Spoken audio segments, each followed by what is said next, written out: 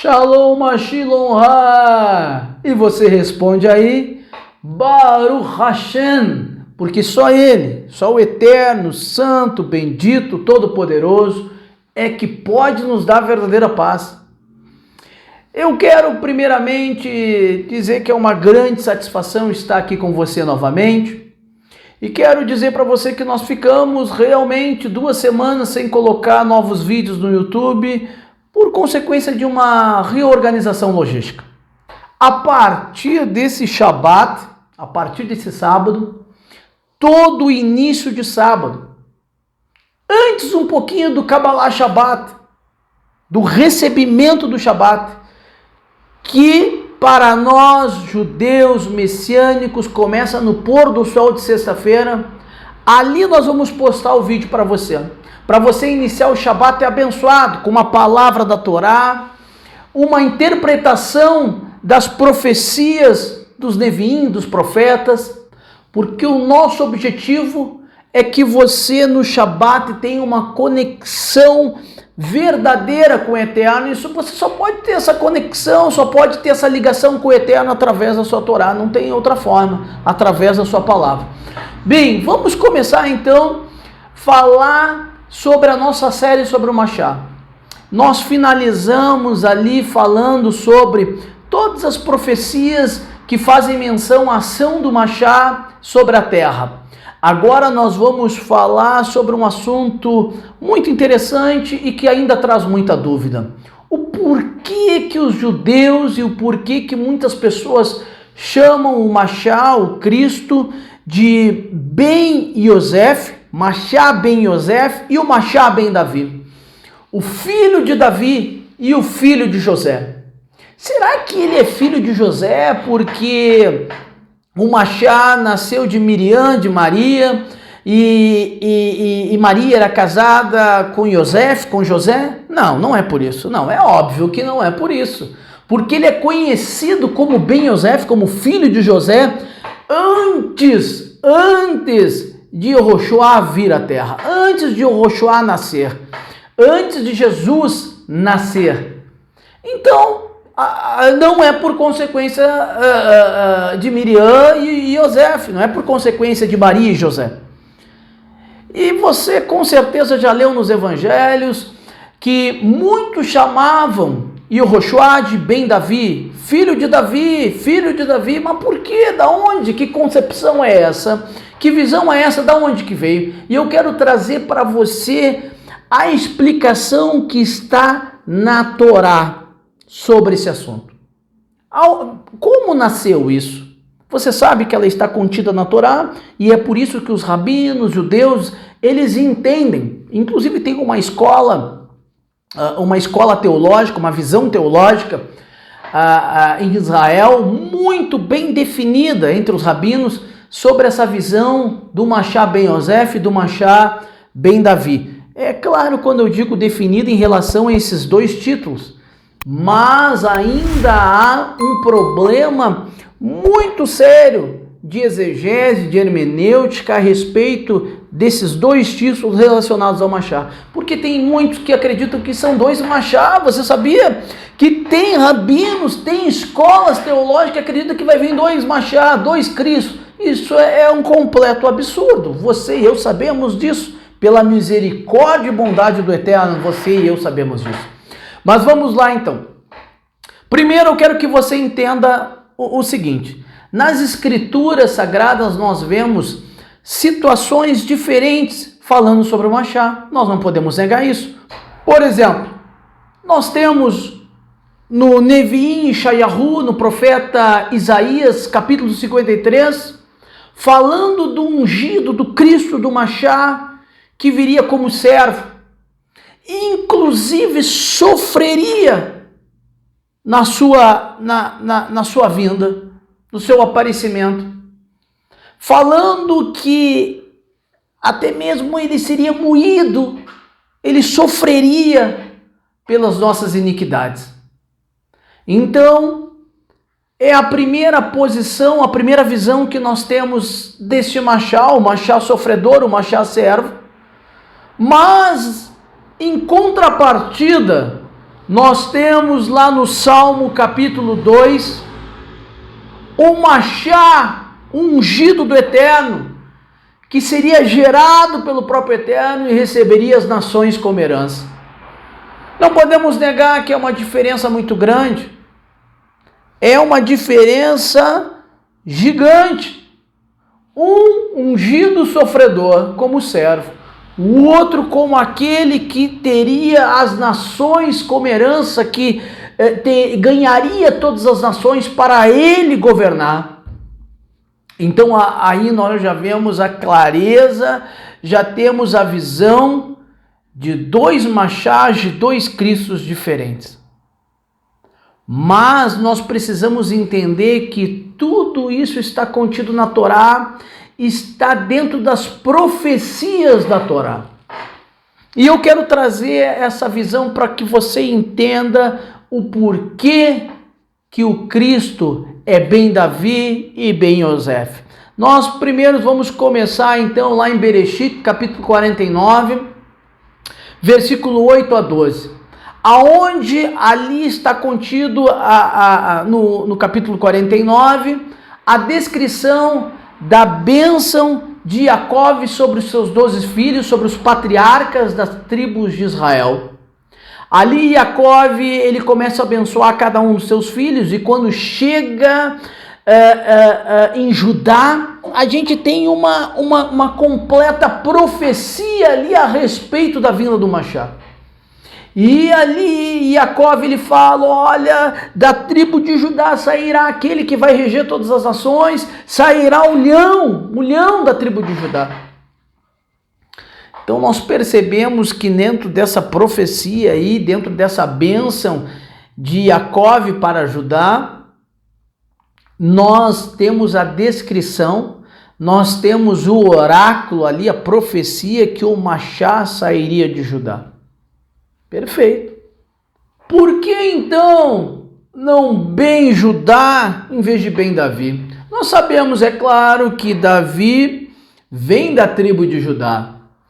Mas da onde que tem esta visão de Ben Davi então, já que a primeira profecia, a primeira visão que nós temos a respeito da vinda do Machá seria através da tribo de Judá? Bem, isso aí está contido lá no livro de 2 Samuel, no capítulo 7, versículo 16, quando o próprio Eterno, através do profeta Natan, fala com Davi, dizendo, prometendo para Davi que o seu reino seria eterno, que o seu trono seria eterno. Ali, os rabinos, os grandes sábios judeus em Israel perceberam que se estava ali falando, a inspiração do profeta estava falando a respeito do Machá que viria. Bem, ele vem da tribo de Judá e será ligado à família de Davi, à descendência de Davi. Então, nós precisamos entender que é por isso que o Machá, por isso que o Cristo, ele é chamado de Ben Davi, filho de Davi. Ok, até aí nós entendemos com total clareza. Mas e o porquê do Ben Yosef, porquê do Ben José, do filho de José? Aonde que está contido isso? Ele está contido lá no mesmo capítulo de Bereshit 49, quando Jacó está abençoando todos os seus filhos. Quando ele vai abençoar José, acontece algo muito estranho. Ele fala algo que nos chama muito atenção a respeito de José. E eu quero trazer para você esse texto, eu quero ler com você esse texto, e eu quero que você saiba que eu estou lendo esse texto, eu vou ler esse texto na Taná, e novamente eu quero mostrar para você, a Taná aqui, que ela tem em hebraico e tem a tradução também em português, e ela é baseada no Códex de Alepo, é um dos melhores manuscritos do Antigo Testamento. Que, aliás, eu já falei para você que infelizmente a gente tem que usar essa palavra antigo porque é comum, é corriqueiro para você entender, mas na realidade não é Antigo Testamento. A palavra do Eterno, ela se renova todos os dias e ela permanece vive, mais nova do que eu e você. Não é antigo. É o testamento, é a palavra, os mandamentos do Eterno continuam mesmo. Mas vamos lá. Eu estou lendo então, como eu falei para você, aqui no manuscrito, no manuscrito do Codex de Alepo, a respeito da bênção de José, que está lá no capítulo 49, e a partir do versículo 22 e 26. Preste atenção nesta tradução, o que ele fala. É incrível, é maravilhoso. Filho frutífero será José, filho frutífero junto à fonte.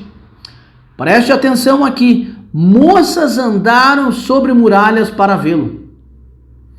Os flecheiros o amarguraram, inimizaram-se com ele e o torturaram. Mas seu arco permaneceu forte e seus braços foram fortalecidos pelas mãos do Todo-Poderoso de Jacó, o pastor do pai e dos filhos de Israel. Que o Deus de teu pai te ajude e que o Todo-Poderoso te abençoe com bênçãos dos céus no alto, com bênçãos do abismo que jaz embaixo e com bênçãos de pai e de mãe. As bênçãos de teu pai excederam as bênçãos dos meus progenitores. Até o término das colinas do mundo, elas serão sobre a cabeça de José, sobre a cabeça daquele que foi separado de seus irmãos. Ok, está falando de José aqui, que foi separado dos irmãos. A questão é que é uma bênção para o futuro. Ele está falando que novamente José será separado dos irmãos. E eu quero chamar a sua atenção aqui a respeito dos flecheiros que amarguraram e torturaram aqui a descendência de José. Mas como? Os flecheiros que torturaram a descendência de José? E mais, ele começa a falar de moças que andaram sobre a muralha para vê-lo. Será que você não se lembra de nada? Eu quero trazer aqui uma referência para você muito interessante, que está lá em Marcos capítulo 15, versículo 40 e 41. Só para você entender do que a profecia de Jacó está falando aqui. O Evangelho de Marcos, capítulo 15, 40 e 41. Aqui está falando quando Yehoshua foi sacrificado em Jerusalém. Havia também ali algumas mulheres observando de longe, entre as quais estavam Mariã, Magdalena, Mariã, a mãe de Tiago, o menor, e de José, e Salomé, as quais, enquanto ele estava na Galileia, seguiram-no e o serviram, e muitas outras que tinham subido de Jerusalém com ele. Aqui está falando que as mulheres ficaram em cima da muralha de longe, subiam na muralha, isso era normal ser feito em Jerusalém, se subia na muralha para poder ver melhor, e de longe, mas conseguir ver o total, o que estava acontecendo dentro da cidade. E essas mulheres com medo, mas queriam ver o que estava acontecendo com Yehoshua, e eles ficaram de longe observando Yehoshua. Aqui eu não tenho dúvida que elas estavam observando o Machá ben Yosef. O Machá, o Cristo, filho de José. Sabe por quê? Porque a profecia que ela está falando, veja bem, na bênção de José, aqui no versículo 22. Gênesis, Bereshit 49, 22. Filho frutífero será José, filho frutífero junto à fonte. Moças andaram sobre a muralha para vê-lo. Os flecheiros o amarguraram, inimizaram-se com ele e o torturaram. Como? Do que ele está falando? Aqui ele está falando de Yehoshua. Ele está falando de Yehoshua, que Yehoshua ele foi torturado. Que flecheiros são esses? Flecheiro, na realidade, numa guerra, num conflito, ele fica de longe, ele não entra em contato com o inimigo. O que ele está querendo dizer com a palavra flecheiro é que quem executou Yehoshua, ele estava de longe, não sabia do que estava acontecendo, ele desconhecia a verdade. E ele agiu, e é claro, não temos dúvida sobre isso, que foi tudo dentro da dependência do Eterno, dentro da vontade do Eterno. Mas, tanto que o Yoshua, ele orou, né? Pai, se for possível, faça de mim esse cálice, mas que seja feita a vossa vontade. E a vontade do Eterno foi feita ali porque já estava descrito em todas as profecias. O Eterno já tinha revelado aos seus nevinhos, seus profetas, que o Machá viria, primeiramente, a primeira apresentação do Machá, ele viria como Ben Yosef, ele viria como aquele que foi sofredor, aquele que seria separado de seus irmãos, aquele que seria humilhado, mas assim como foi com Yosef, assim como foi com José, chegará o dia que ele será exaltado sobre todos os seus irmãos. Quando eu digo irmãos, é a descendência de Israel, e ele então virá não mais como Ben Yosef, ele virá agora então segundo a promessa como Ben Davi, como filho de Davi, como aquele que vem na casa real de Davi, e não simplesmente igual o Davi que esteve aqui na terra, o Davi homem simples, mas sim como aquele que foi prometido lá em 2 Samuel capítulo 7, um reino que será eterno e nunca se afastará diante da presença do Todo-Poderoso. E que seja em breve ainda em nossos dias a vinda do Ben Davi, o Machá e o Yoshua Hamashá Ben Davi, que seja ainda nos nossos dias.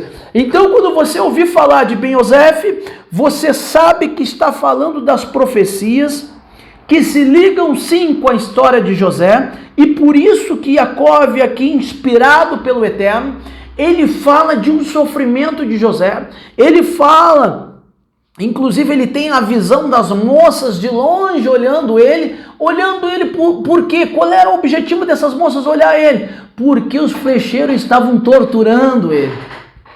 E ele percebe então que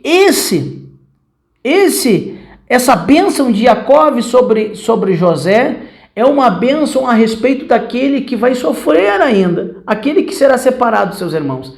Mas, em relação a Judá, a bênção é diferente. É aquele que virá para ser líder de todas as nações, aquele que será o leão da tribo de Judá, e aquele que regerá com um cetro de ferro todas as nações da terra. Então nós vemos aí que são as duas apresentações distintas do Machá. Eu quero trazer para você também outra situação que se encontra na Torá, e essa nos chama muito a atenção, é a respeito da bênção, agora é a bênção de Moshe sobre as tribos. E quando Moshe, então, ele vai abençoar a tribo de José, eu quero ler aqui para você, inclusive, está em Devarim, Deuteronômio, capítulo 33, versículo 13 até o 17. Eu quero me deter aqui com você apenas no 17, devido ao tempo até mesmo, aonde é o texto, é o versículo que nos chama muito a atenção. Preste atenção novamente, eu estou usando aqui a Tanar, que é baseada no Codex de Alepo, então é um pouco diferente da sua tradução, mas eu quero dizer que essa tradução ela é fidedigna, ela é maravilhosa, essa tradução. Bendito seja o Eterno por essa tradução ter chegado até nossas mãos. Está lá no Devarim, Deuteronômio 33, eu estou lendo aqui o versículo 17, diz o seguinte: um grande rei sairá dele, forte como boi. Sairá de quem? Da descendência de José. Seus chifres serão como aquele do antílope. Com ele escorneará povos juntamente, até extremidades da terra. Você sabe que chifre, o símbolo do chifre é símbolo de poder, de governo, né? Então significa que ele governará com força toda a terra, até extremidades da terra. E são ele as dezenas de milhares que exterminará os descendentes de Efraim, e os milhares que exterminará os descendentes de Manassés. Então, o que acontece? Aqui, Moshe, quando ele começa a falar de José, ele fala coisas muito bonitas, muito belas sobre José, mas de repente ele finaliza a bênção dizendo que de José sairá o grande rei. Como assim? O grande rei que vai reger todas as nações, que vai governar todas as nações com força. É óbvio, não temos dúvida que Moshe aqui, por inspiração do Eterno, está falando do Machá. Aqui ele está falando do Machá na visão de José, mas explicando que sim, é lógico que virá o Machá com uma posição de servo, de humildade, e ele até mesmo sofrerá, mas isso tudo tem um objetivo, isso tudo está dentro da vontade do Eterno. Mas por quê? Por que ele errou? Por que o Eterno quis fazer o Machá sofredor, bem Yosef? Bem, a explicação é muito simples. Para que eu e você hoje estivéssemos aqui. Para que se abrisse a oportunidade para os gentios, os descendentes de judeus, todos aqueles